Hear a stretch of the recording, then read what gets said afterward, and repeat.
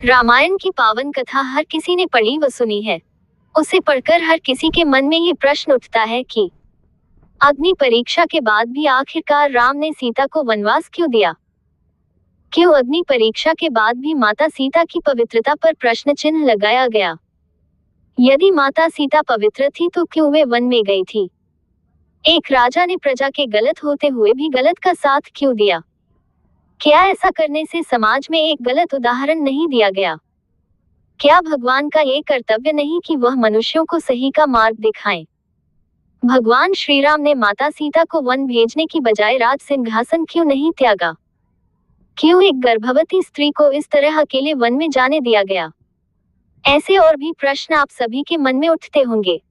आप ये भलीभांति जानते होंगे कि जिस सीता को दुष्ट रावण हर के लेकर गया था वह असली सीता नहीं बल्कि उनकी परछाई थी। असली सीता तो भगवान राम ने पहले ही अग्निदेव को सौंप दी थी। वह जब रावण का वध हुआ तब भगवान राम ने अग्नि परीक्षा के द्वारा फिर से अपनी सीता को वापस पा लिया। अब आप यह समझे कि भगवान श्री राम स्वयं विष्णु का रूप थे व माता सीता लक्ष्मी का। भगवान चाहे तो रावण को एक बार में ही समाप्त कर सकते थे। इसके लिए उन्हें पृथ्वी पर आने या इतने यत्न करने की आवश्यकता नहीं पड़ती। ये सब इसलिए किया जाता है क्योंकि वे हर कथा से मनुष्य को एक शिक्षा देते हैं ताकि हम उनसे प्रेरणा ले सकें। भगवान को ये पता था कि अब रावण आएगा व सीता हरण करेगा, इसलिए उन्होंने पहले ही माता सीता को अग्निदेव को सौंप दिया था। तो क्या उन्हें सीता से बिछड़ने व वन जाने का नहीं पता होगा? अवश्य पता होगा व यह उन्होंने सब जानते हुए किया। लेकिन ऐसा क्यों किया गया, यह महत्वपूर्ण है। साथ ही आपको श्री राम व माता सीता के त्याग से एक और शिक्षा मिलेगी। आज के समय के अनुसार हम राजा या किसी बड़े पद पर आसीन व्यक्ति को हमारा स्वामी समझ बैठते हैं, जो कि गलत है। किंतु ये कलयुग है और वह त्रेता युग था। उस समय राजा का कर्तव्य सबसे महान व कठिन होता था, जिसे राजधर्म कहा जाता था। आप रामायण धारावाहिक को भी देखेंगे तो पाएंगे कि जब भी कोई सिद्ध ऋषि मुनि या गुरु राजमहल में आते थे तो स्वयं राजा सिंहासन से उठकर उनके चरणों को धोता था। इस प्रकार जब भी कोई राजा राज सिंहासन संभालता था व शपथ लेता था तो उसके बाद उसका संपूर्ण जीवन केवल प्रजा के लिए हो जाता था। राजा का अपने निजी जीवन पर कोई अधिकार नहीं रह जाता था। एक राजा का ये कर्तव्य था कि यदि उसके राजकुल में से किसी सगे संबंधी ने भी राज्य के किसी सामान्य निर्धन व्यक्ति के साथ गलत किया है तो राजा उसे दंड दे। एक राजा प्रजा का प्रतिनिधित्व करता है व प्रजा का जो मत होता है उसे ही राजा को मानना होता है, क्योंकि प्रणाली व धर्म यही कहता है। सरल शब्दों में समझाया जाए तो मान लीजिए एक जगह 100 लोग हैं व एक निर्णय सुनाने के लिए 100 लोग एक साथ अलग अलग बात बोले तो अराजकता फैल जाएगी। इसलिए उनके ऊपर एक राजा का पद बनाया जाता है, जिसे वही 100 लोग चुनते हैं या जिसे 100 में से अधिक व्यक्तियों का समर्थन मिला हो। अब उस राजा का निर्णय दिखाता है कि राज्य की ज्यादातर जनता का यही निर्णय है। ये व्यवस्था मनुष्य की शासन व्यवस्था व धर्म को सिखाता था, जो अराजकता का नाश करता था। इसी प्रकार धर्म के अनुसार राजा के लिए प्रजा का मत सर्वोच्च होना चाहिए, चाहे उसका निजी निर्णय कुछ और हो। इसका एक उदाहरण आप राजा दशरथ के द्वारा भगवान राम को मिले वनवास से ले सकते हैं। इसमें राजा दशरथ को अपने वचनानुसार राम को वनवास देना पड़ा, लेकिन वह प्रजा के निर्णय के विरुद्ध था। इसका परिणाम ये हुआ कि प्रजा ने भरत तो क्या स्वयं दशरथ को भी राजा मानने से मना कर दिया था। इस स्थिति को स्वयं भरत ने राज सिंहासन पर श्री राम की चरण पादुका रखकर संभाला था, अन्यथा अराजकता फैल सकती थी। इसलिए कोई मनुष्य यदि राजा बनता है तो उसका जीवन केवल और केवल जनता की सेवा के लिए है। समाज के बाकी लोगों का कर्तव्य अपने लिए होता है व साथ ही समाज के लिए कुछ करने का, लेकिन एक राजा को हमेशा समाज के हित के लिए ही सोचना होता है, उनके लिए ही कार्य करने होते हैं व उनके लिए ही अपने प्राण से भी प्यारी वस्तु को त्याग देना होता है। इसी कारण राम ने सीता को छोड़ा था।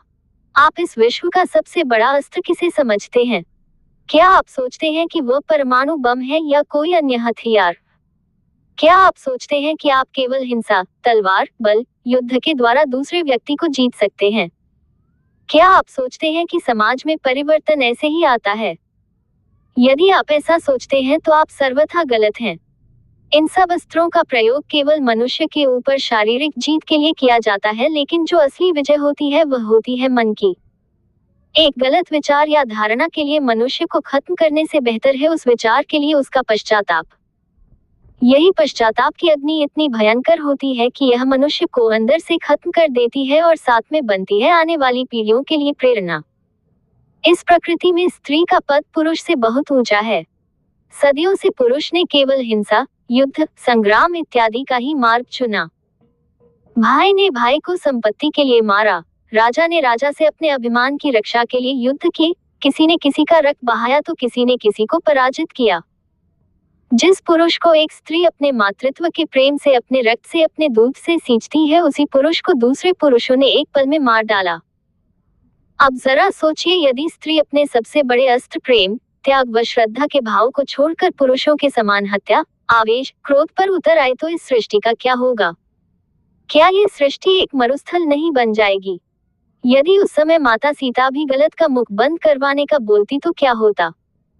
कितने लोगों की हत्या होती और उनकी हत्या के फलस्वरूप कितने लोगों के मुख और खुलते। इसका क्या परिणाम मिलता?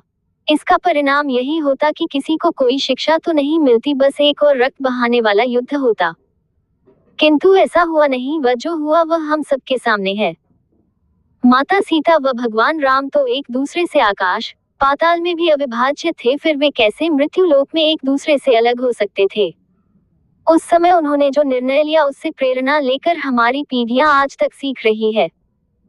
माता सीता ने उन सब लोगों का मुंह तलवार के जोर पर बंद करवाने की बजाय स्त्री के सबसे बड़े अस्त्र त्याग को चुना, जिसने उनके हृदय पर अंदर तक चोट की। इससे न केवल उनके मुख बंद हुए, बल्कि यह आने वाली पीढ़ियों के लिए एक उदाहरण बन गया। याद रखिए, पछतावे की आग बहुत ज्यादा भयानक होती है जो माता सीता ने जलाई। माता सीता का त्याग व वनगमन हमें शिक्षा देता है कि प्राणियों के विकास में स्त्री का पद पुरुष से कहीं अधिक श्रेष्ठ है। यह उसी प्रकार श्रेष्ठ है जिस प्रकार प्रेम व त्याग को हिंसा व युद्ध से श्रेष्ठ समझा जाता है। एक तरह से माता सीता ने समाज की सभी स्त्रियों से प्रश्न किया कि क्या वे पुरुषों के साथ इस पाप में सहयोगी बनकर विश्व का कल्याण कर पाएंगी। इसलिए उनका संदेश था कि जो विनाश या पाप करते हैं उन्हें अपना काम करने दीजिए, व स्त्री को अपना धर्म निभाना चाहिए जो मनुष्य के शरीर को नहीं काटता बल्कि उसके मन को काटता है। विश्व के लिए त्याग, क्षमा व प्रेम सबसे बड़े आदर्श हैं। वो इन आदर्शों को नारी बहुत पहले ही पा चुकी है। पुरुष इन्हें पाने की कब से चेष्टा ही कर रहा है। इसके लिए वह अपनी माता, गुरु, ऋषि मुनियों, ग्रंथों इत्यादि का आश्रय लेता है, लेकिन स्त्री को यह आदर्श जन्म से ही मिल जाते हैं। यह उसके ऊपर परमात्मा का परोपकार नहीं है तो और क्या है? अब हम आपके अंतिम प्रश्न का उत्तर भी दे देते हैं कि क्यों भगवान श्री राम ने अपनी पत्नी के गर्भवती होते हुए भी उन्हें वन में अकेले जाने दिया। इसका उत्तर भी स्वयं माता सीता ने ही दिया कि यदि एक राजा भी अपनी पत्नी को इतना निर्बल व असहाय समझेगा कि वह अपने बल पर अपना व अपने गर्भ में पल रही संतान की रक्षा व भरण पोषण नहीं कर सकती, तो एक सामान्य नागरिक क्या समझेगा?